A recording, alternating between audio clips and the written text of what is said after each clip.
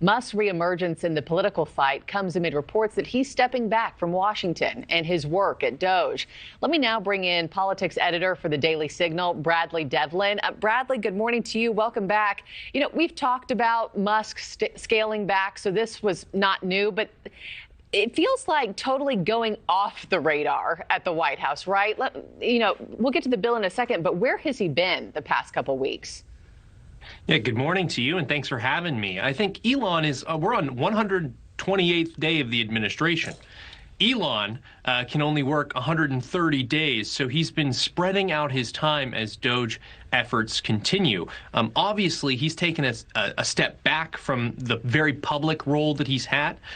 There's concerns over how the retaliatory actions against his companies have affected their profitability. And these are major companies like SpaceX and Tesla that are really going to help define the economy of the Trump 2.0 era, the golden age, as they've been calling it. So he needs to make sure that those companies are viable moving forward. And it was kind of shocking for me to see that purely out of spite, some members of the country have turned on Elon and his companies, vandalizing Teslas, etc., simply because of the man's politics, when these types of technological innovations are what's going to keep America competitive in the years to come. Yeah, and you bring up the 130-day mark. You know, it's one thing to step back physically from the White House, but I was even scrolling his Twitter yesterday. He hadn't retweeted anything about DOGE or the White House, and, it's been 7 days. Do you think that's the preference by all parties involved here, including the White House, that he take a, bit of a step back and the focus fully be on President Trump?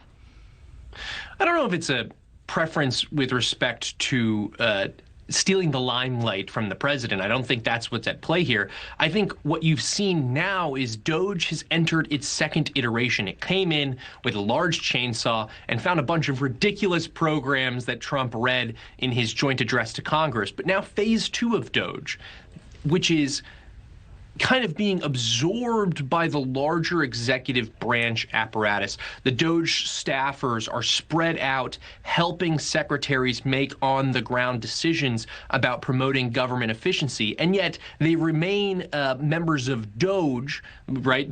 Trump's magic power is branding. They remain members of DOGE because at the end of the day, one of their main complaints is all of these old antiquated systems the government is running off of, none of them talk to each other. And so you still need to have some sort of centralized group that comes in and says, okay, here we are, we're on the ground with Rubio at State, RFK Jr. at HHS, and now we need to come back into the room together and figure out how these systems are going to be integrated moving forward. It's the knock-on effects, the third, fourth, fifth iterations of DOGE that I think can really transform government. It's great to get all the wasteful spending out, all the fraud, all the abuse, but to actually make government more efficient, that's the type of effort it's going to take. Yeah, that's a different hurdle altogether. And I feel like we haven't even said the word DOGE, in 2 or 3 weeks since Elon Musk has kind of gone to the margins of the White House, right?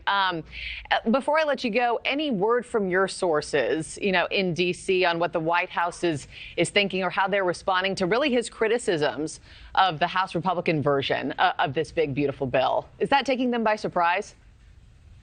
I haven't been able to speak to many folks from the White House about this statement in particular from Elon. Of course, they are very thankful to Elon. Elon was someone who came in and took all the slings and arrows in the early days of the administration to kind of kick off this effort. But from my reactions on Capitol Hill is they were predicting that members of the administration or DOGE-focused members would be upset about this package because the choice is a terrible one. You either pull $4.7 billion out of the private economy and into the government coffers through raised taxes, or you make sure that the Trump tax cuts remain in place, and then you have to go find the cuts. Well, when you have thin margins like this, finding those cuts is very difficult. And if you've noticed, all of these members of Congress have run around saying, it's the DOGE cuts. Don't worry, DOGE is going to cut. We're going to make sure that those cuts are codified.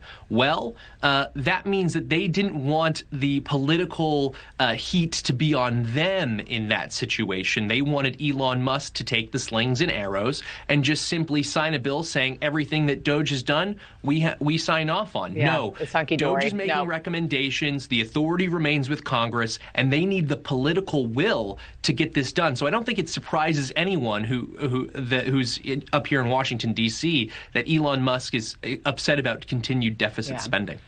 Bradley Devlin, I have to end things there, but thank you so much. We'll see where he pops up next, and we'll have you back on soon. Appreciate it. Who knows? Thank you. Who knows? We're on the edge of our seats.